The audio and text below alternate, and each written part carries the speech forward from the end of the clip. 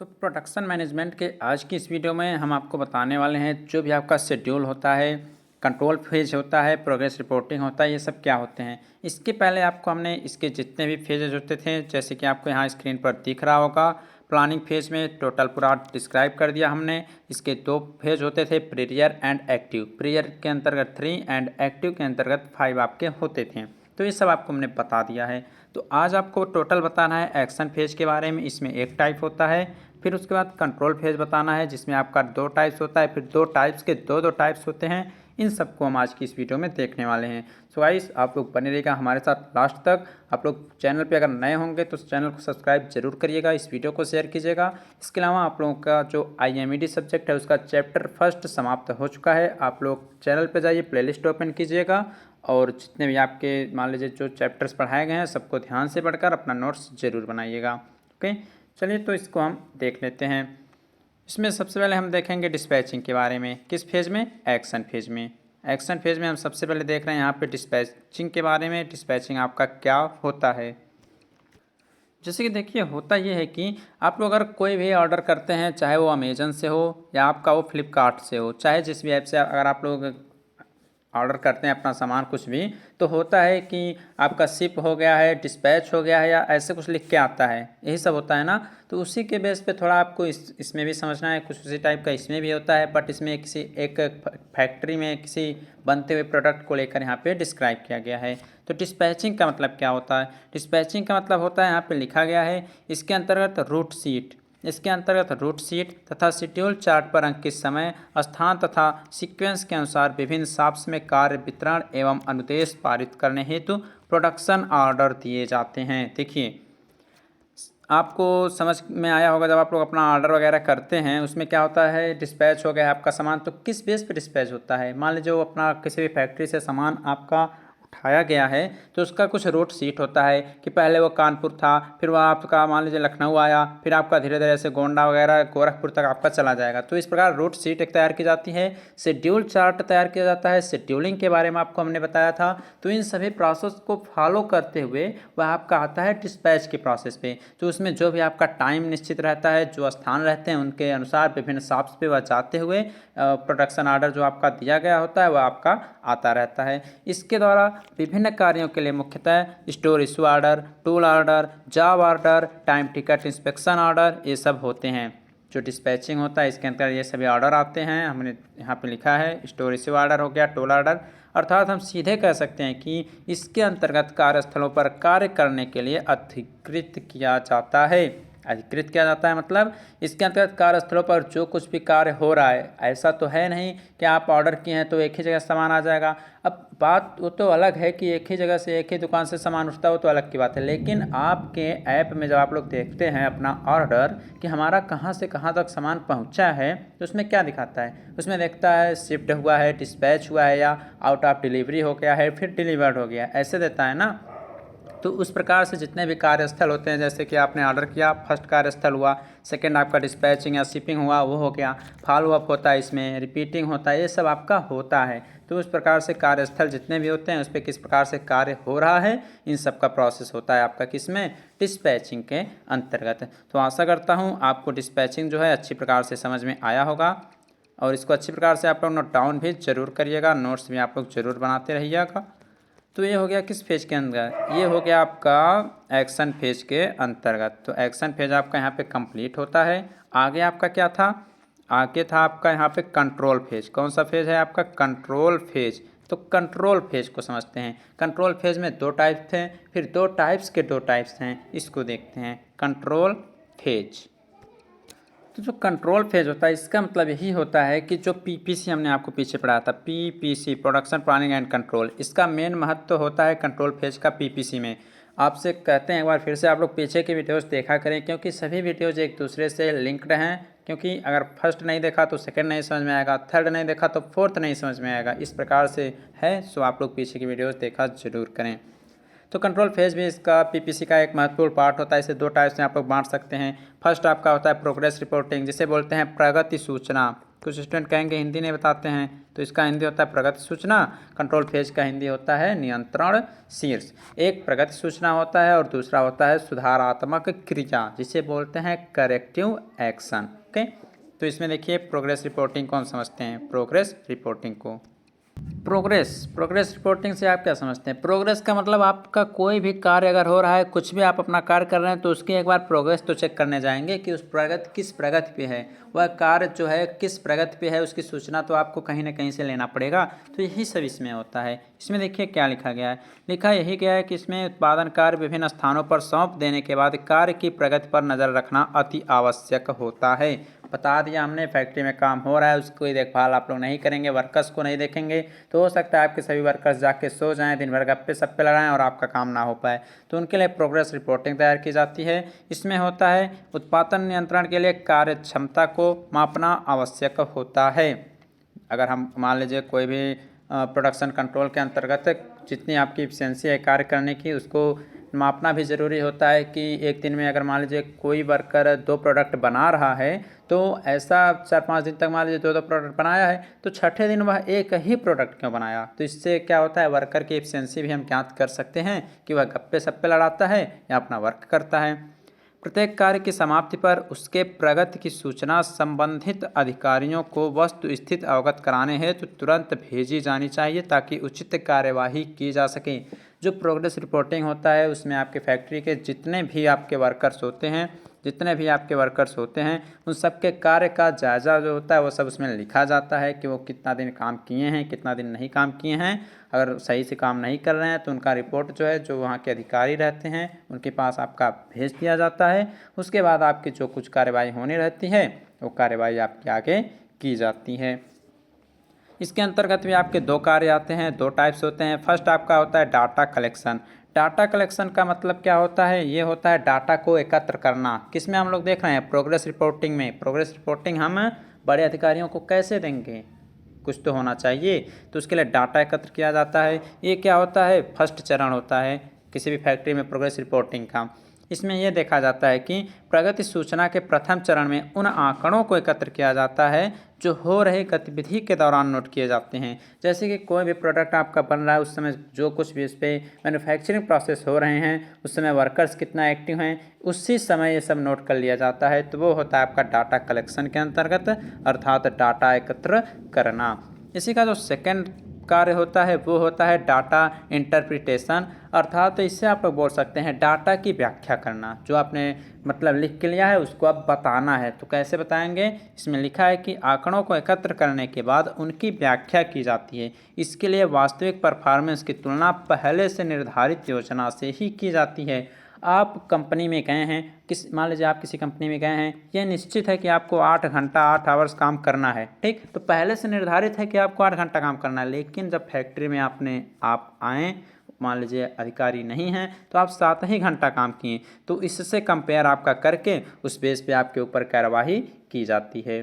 तो गाइस ये था आपका क्या, ये था आपका progress reporting and corrective action, progress reporting था। इसके अंतर्गत 2 टाइप्स थे, data interpretation and data collection. अब इसका जो सेकंड टाइप था कंट्रोल फेज का, वो था करेक्टिव एक्शन, उसको देखते हैं। तो करेक्टिव एक्शन में भी आपके 2 टाइप्स होते हैं, 2 कार्य इसके भी होते हैं। ओके, तो इसमें फर्स्ट आपका होता है एक्सपेडेटिंग और फॉलो अप।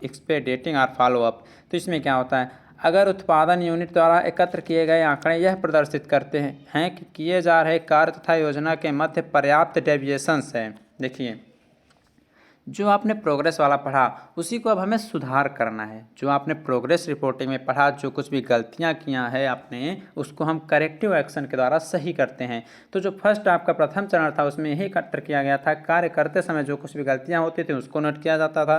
तो अगर सब गलत किया जा रहा है और ये भी देखा जा रहा है कि कार्य करने के मध्य बहुत अधिक डेविएशंस हैं, बहुत अधिक उसमें विचलन हुआ है कि बहुत अधिक कार्य होना चाहिए था और आपका काम बहुत कम हुआ, तो क्या होता है, तो इस समय जो योजना होती है उसको बदलना बहुत ही कठिन हो जाता है। अतः कुछ आवश्यक सुधार करके हो रही गतिविधियों को पुनः योजना के रूप में अनुरूप किया जाता है, अब मान लीजिए, ध्यान सुनिएगा, एक दिन में अगर 10 प्रोडक्ट आपके बनाए जा रहे हैं, ओके, और आपको 5 दिन में 50 प्रोडक्ट बनाना है और आपने बनाया केवल 30। अगर मान लीजिए 45-46 बनाए होते तब भी आप उसको कवर कर सकते हैं, लेकिन बनाया 30, तो उस समय आपका योजना जो रहेगा कि हम फास्ट कर लेंगे वो संभव नहीं हो पाएगा। तो उसके लिए फिर से योजना करते हैं, अर्थात आप लोग रीप्लानिंग करते हैं। तो रीप्लानिंग क्या होता है? तो रीप्लानिंग आपका आगे है जो कि करेक्टिव एक्शन का सेकंड कार्य करता है। इसमें क्या होता है? पुनर्नियोजन की आवश्यकता उस समय पड़ती है जब कोई ऐसी समस्या उत्पन्न हो जाए जिससे कि फॉलोअप की क्रिया निष्फल हो जाए। मतलब जो एक्सपेडेटिंग या फॉलोअप जो है, हमने आपको क्या बताया, जब अधिक विचलन हो जाएगा कार्य में, बनाना 50 है बनाया 30, 45-46 होता तो भी आप कवर कर देते हैं रात में, लेकिन इसमें आप 30 ही बनाया तो काम नहीं हो पाएगा। तो उस समय रीप्लानिंग की आवश्यकता पड़ती है, सब कुछ प्रोसेस फिर से स्टार्ट होता है आपका। ऐसी स्थिति में क्या होता है? पूरे कार्य का पुनर्नियोजन करना आवश्यक हो जाता है, क्योंकि कस्टमर को आपको देना है 50, 45 देंगे तो भी काम चल सकता है, आपने बनाया है 30 तो काम नहीं चलेगा। सो आपको पूरा प्रोसेस फिर से स्टार्ट करना पड़ेगा, तभी जाके आपको राहत मिलेगा।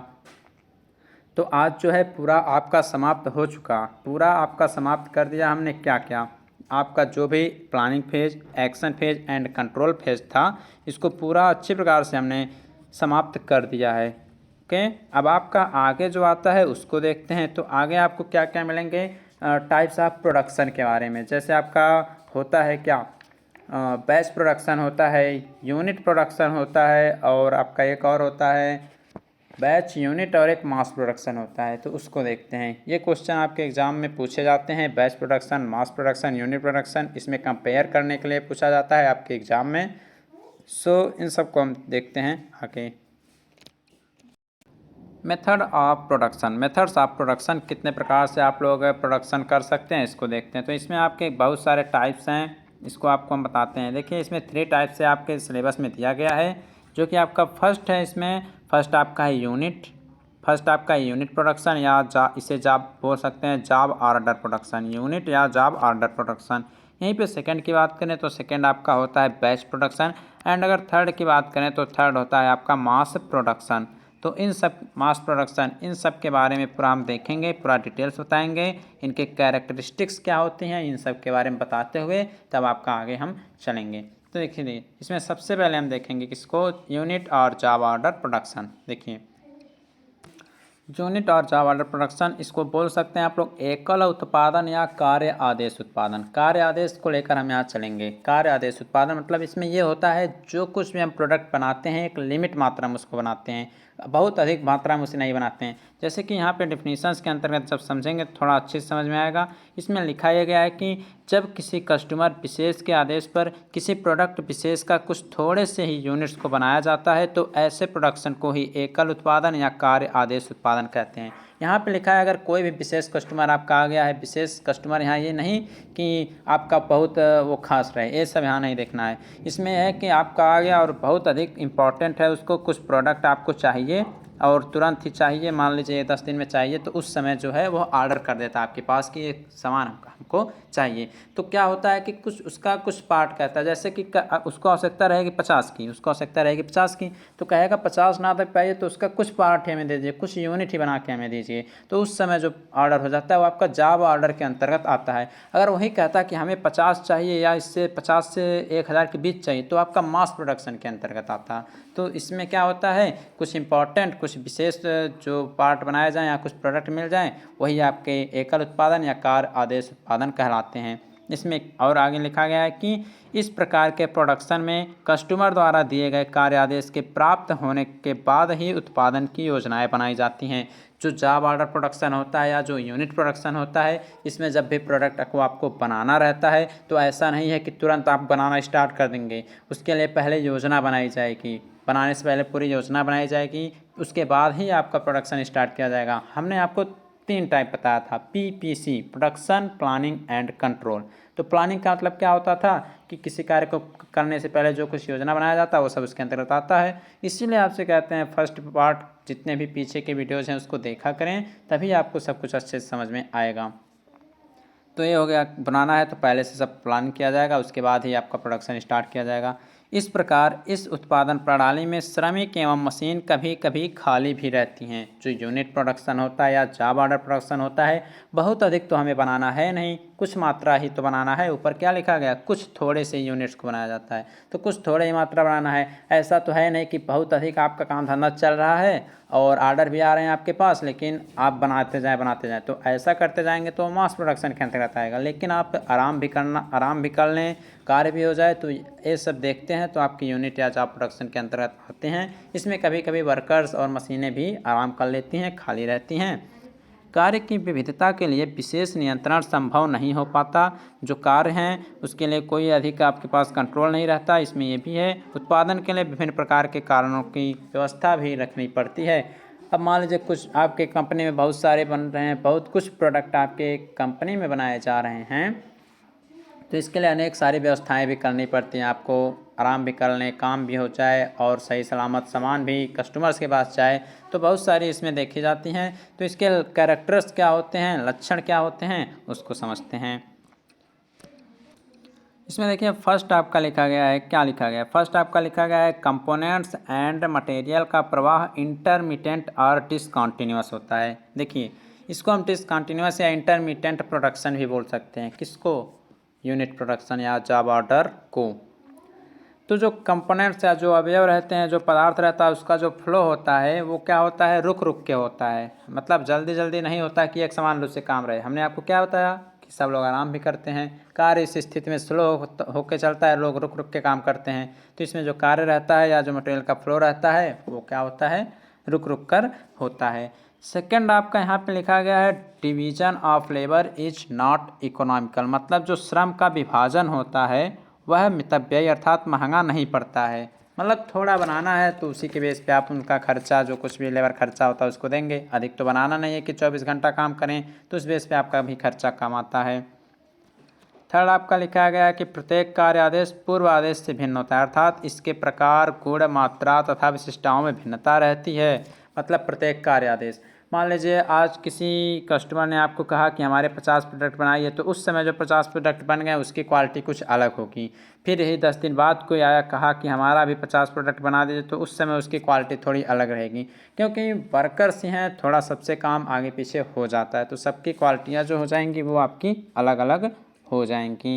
यहीं पे फिर आपका आगे पूछा गया है, क्या लिखा गया है कि high degree of control is required. Fourth number यहाँ डाल लीजिएगा, लिखिएगा high degree of control is required. मतलब इसमें जो होता है उच्च डिग्री के कंट्रोल की आवश्यकता होती है। हाई डिग्री ऑफ कंट्रोल मतलब जो कोई भी आपके वर्कर रहें उनके पास डिग्री जो रहे वो कैसे रहिए, हाई रहना चाहिए। तो ये हो गया आपका यूनिट प्रोडक्शन। अब आपका आगे जो है वो है आपका क्या, बैच प्रोडक्शन।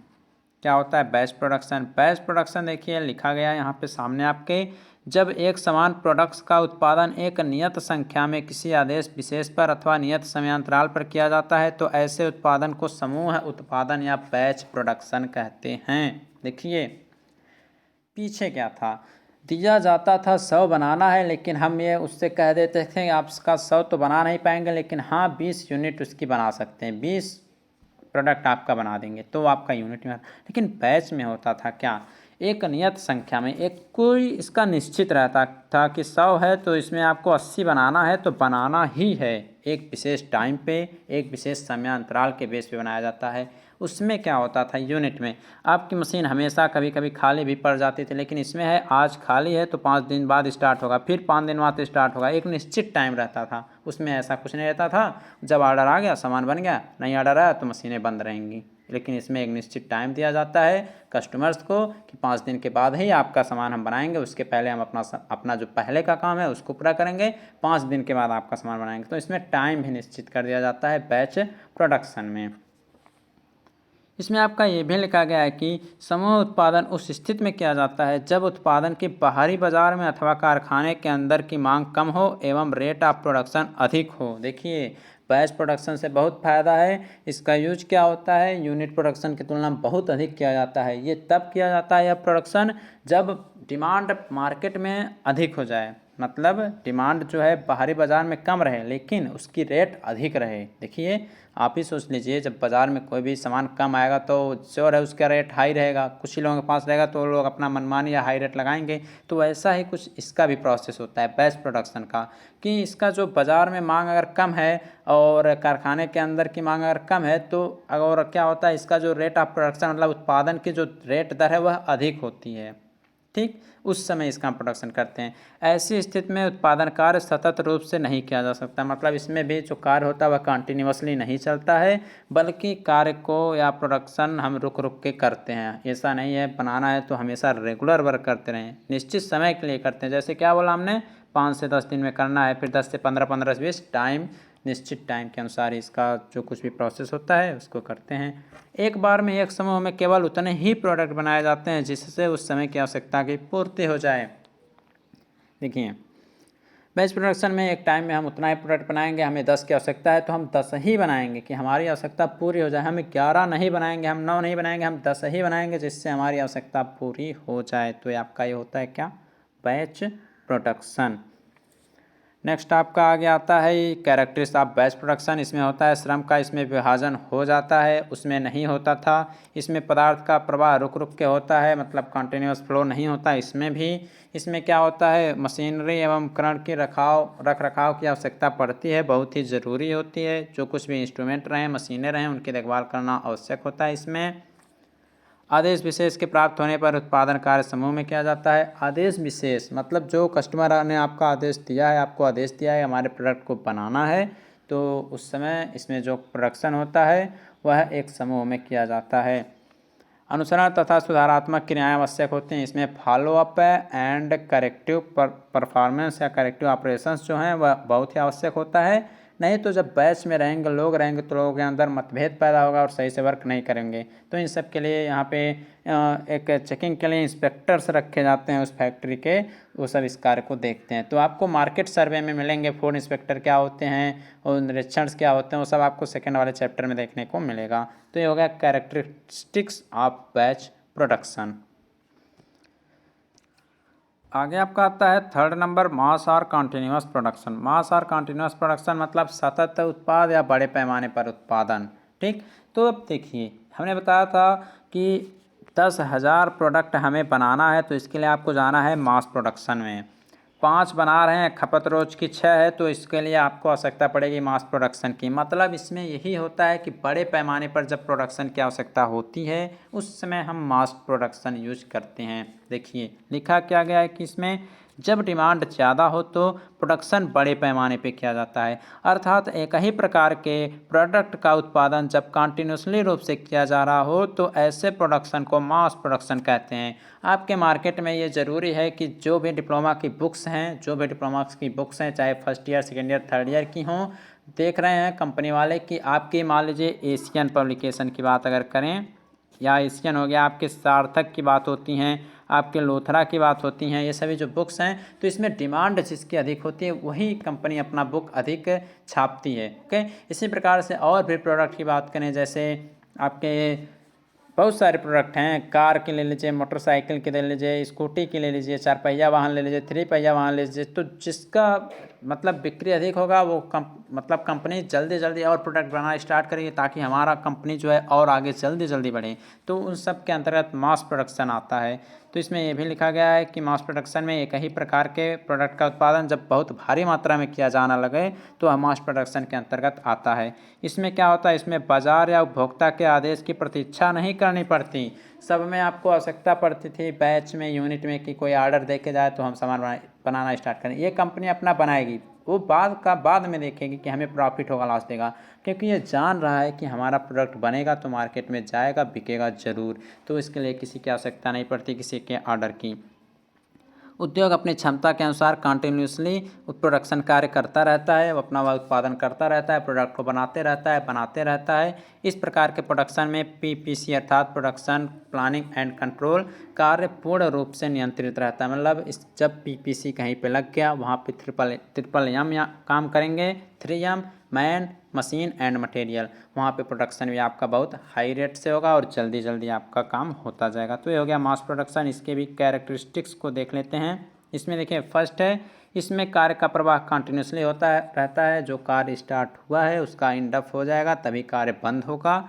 सेकेंड है, इसमें मशीनरी उत्पादन के क्रम के अनुसार लगी होती हैं। इसको हमने एक बार और बताया था कि अगर मान लीजिए फर्स्ट में आपको ड्रिल करना है तो ड्रिल मशीन रहेगी, सेकंड में मशीनिंग करना है तो मशीनिंग रहेगी। मशीनिंग मान लीजिए पहले होना चाहिए, हमने बस आपको एग्जांपल के लिए बता रहे हैं, पहले ड्रिल मशीन, फिर मशीनिंग मशीन, फिर उसके बाद आपका बिल्डिंग मशीन हो गया, बिल्डिंग मशीन हो गया। तो ये सब क्रम में लगे रहेंगे। ऐसा नहीं कि पहले ड्रिलिंग करना है तो ड्रिलिंग को लास्ट में लगाएंगे, तो उसके लिए टाइम की भी आवश्यकता ज़्यादा पड़ेगी। तो सब जो मशीनें लगती हैं वो सब क्रम में लगाई जाती हैं। यहाँ पे और लिखा है, बड़े पैमाने के उत्पादन से उत्पादन मूल्य प्रति यूनिट निम्नतम आता है। जब बहुत अधिक आप लोग सामान बनवाएंगे तो उससे क्या होगा, रेट भी आपके प्रोडक्ट का कम रहेगा। इसमें निर्माण विधियाँ, औजार तथा पदार्थ हैंडलिंग या हस्तांतरण पर विशेष ध्यान देने की आवश्यकता होती है। जो कुछ भी यूज किए जा रहे हैं, जो कुछ भी मेथड यूज किए जा रहे हैं, उन सब पे ध्यान देने की बहुत ही आवश्यकता होती है इस मेथड में। तो आपका समाप्त हो चुका mass production, batch production, unit production and control phase and active phase. आने वाले वीडियोज़ में आपको जो टॉपिक होंगे वो सब बताए जाएंगे। इसके पहले आपसे यही रिक्वेस्ट है, वीडियो को शेयर आप लोग ज़रूर करते रहें और अपने सभी नए नए दोस्तों को बताएं, अपने जूनियर्स को भी बता दें इस चैनल के बारे में, और ये भी बता दें उनके सभी बुक्स के PDF इस चैनल पे अवेलेबल हैं, फ्री हैं, आप लोग सब कुछ डाउनलोड ज़रूर कर लें। तो मिलेंगे आप लोगों से हम आने वाली नेक्स्ट वीडियोज़ में, तब तक के लिए आप लोग स्टडी करते रहिए।